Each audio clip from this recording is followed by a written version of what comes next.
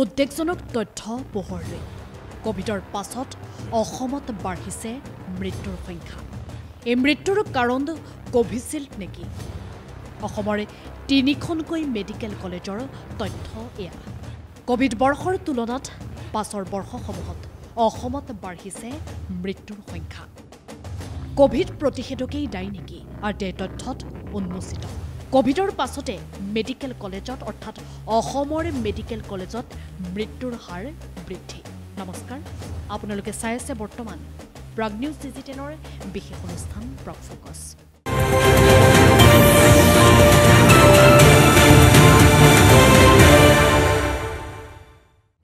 কোভিডৰ প্ৰতিষেধক প্ৰস্তুতকাৰী এটা প্ৰতিষ্ঠান এষ্ট্ৰাজেনেকাৰ উদ্বেগজনক তথা শেহতীয়া স্বীকাৰোক্তিয়ে এতিয়া বিশ্বজুৰি সৃষ্টি কৰিছে আলোড়ন ভেকচিন প্ৰস্তুতকাৰী প্ৰতিষ্ঠানটোৱে আদালতত স্বীকাৰ কৰিছে যে কোভিচিল্ড ভেকচিনে দেহত সৃষ্টি কৰিব পাৰে ভয়ংকৰ পাৰ্শ্বক্ৰিয়া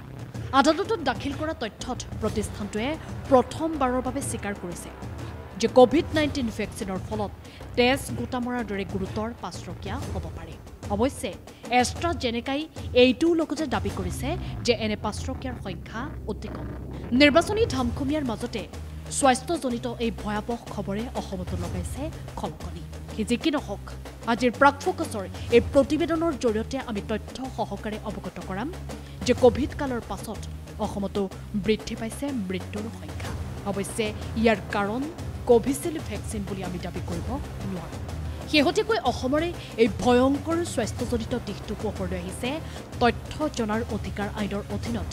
দিলীপ নাথ নামৰ আৰটিআই কৰ্মীগৰাকীয়ে লাভ কৰা কিছু তথ্যৰ আধাৰত আচলতে আৰটিআই কৰ্মী দিলীপ নাথে অসমৰ ৩খনকৈ মেডিকেল কলেজত ২০১৮ৰ পৰা ২০২৩ বৰ্ষৰ ছেপ্টেম্বৰলৈকে প্ৰতিখন মেডিকেল কলেজত কিমান পুৰুষ আৰু মহিলা মৃত্যুমুখত পৰিছিল তাৰ তথ্য বিচাৰি জনাইছিল আবেদন শেহতীয়াকৈ কোভিডৰ সন্দৰ্ভত হোৱা বিতৰ্কৰ লগত দিলীপ নাথে বিচৰা এই প্ৰশ্নসমূহৰ আছে এক বিশেষ যোগসূত্ৰ কি এই যোগসূত্ৰ শুনোৱা হওক তেওঁৰ মুখেৰে যেহেতু আজি এটা বিতৰ্কৰ সৃষ্টি হৈছে যে কোভিডৰ নামত যিটো ভেকচিন আছিল ভেকচিনটো সম্পূৰ্ণ ভুৱা বুলি প্ৰমাণ হৈছে এই কথাটো কিন্তু তথ্য জনাৰ অধিকাৰ আইনৰ অধীনত মই যি তথ্য সংগ্ৰহ কৰিছিলোঁ এই তথ্যই কিন্তু সেই প্ৰমাণটোকে আজি প্ৰকাশ হৈছে এই কাৰণে প্ৰকাশ হৈছে বুলি মই ক'বলৈ বিচাৰিছোঁ যে 18ৰ পৰা 2023 ছেপ্টেম্বৰলৈকে মই এটা উদাহৰণ দিব বিচাৰিছোঁ ডিব্ৰুগড় মেডিকেল কলেজত 2020 বৰ্ষত ডিব্ৰুগড় মেডিকেল কলেজত এটা বৰ্ষতে 20 বৰ্ষত আপোনাৰ 1440 জন পুৰুষৰ মৃত্যু হৈছিল তাৰ পৰিৱৰ্তে 2023 ছেপ্টেম্বৰলৈকে অৰ্থাৎ 4 মাহ বাকী আছিলে তেতিয়া কিন্তু 2231 জন পুৰুষৰ মৃত্যু হৈছিল ঠিক তেনেকৈ 20 বৰ্ষত ডিব্ৰুগড় মেডিকেল কলেজত মহিলাৰ মৃত্যু হৈছিল 923 গৰাকী 2023 বৰ্ষত ছেপ্টেম্বৰত 1178 গৰাকী অৰ্থাৎ ভৰপক 19-20 বৰ্ষত যিটো ভৰপক কোভিডৰ সেই সময়তে কিন্তু মেডিকেল কলেজবিলাকত ৰোগীৰ মৃত্যুৰ সংখ্যা কম হৈছিল ভেকচিনটো লোৱাৰ পিছতহে ৰোগীৰ মৃত্যুৰ সংখ্যা বৃদ্ধি হৈ গ'ল এইটো এটা কেৱল মই উদাহৰণ দিছোঁ ডিব্ৰুগড় ঠিক হয় এতিয়া চাওক এক বিশেষ ৰিপৰ্ট এয়া ডিব্ৰুগড় মেডিকেল কলেজৰ ৰোগীৰ মৃত্যুৰ তথ্য কোভিডৰ ভৰপক সময়ৰ তুলনাত 2023 বৰ্ষত পুৰুষ অথবা মহিলাৰ মৃত্যুৰ সংখ্যাৰ আকাশ পাতাল পাৰ্থক্য ডিব্ৰুগড় মেডিকেল কলেজত 2020 বৰ্ষত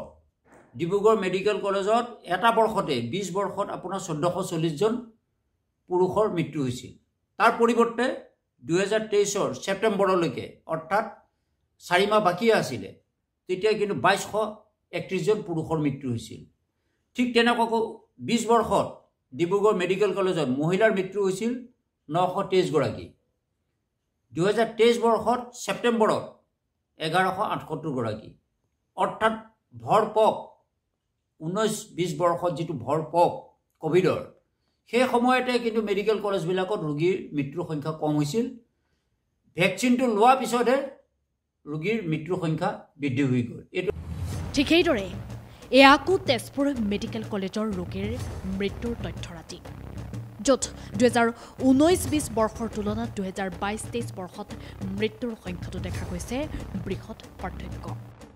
যিটো একে হৈছিলে TMCত আপোনাৰ 19 বৰ্ষত মহিলা মৃত্যু হৈছিলে 304 গৰাকী,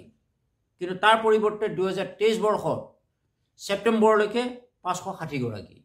ঠিক তেনেকৈ 2020 বৰ্ষত পুৰুষৰ মৃত্যু হৈছিল TMCত 557 গৰাকী, তাৰ পৰিৱৰ্তে কিন্তু 23ৰ আপোনাৰ ছেপ্টেম্বৰলৈকে 892 জন পুৰুষৰ মৃত্যু হৈছিল। এই কথাটোৱে কিন্তু আজি প্ৰমাণ কৰিবলৈ বাধ্য হৈছে কোভিডতকৈ 3খন মেডিকেল কলেজত ভেকচিন লোৱাৰ পিছত ৰোগীৰ সংখ্যাটো বৃদ্ধি হৈ গৈছে। এতিয়া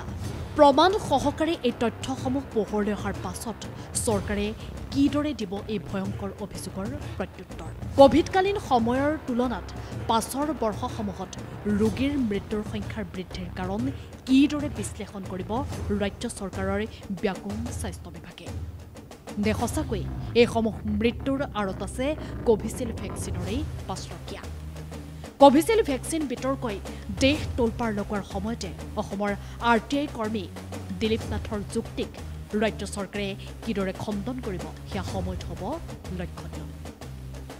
news export, Prag news digital.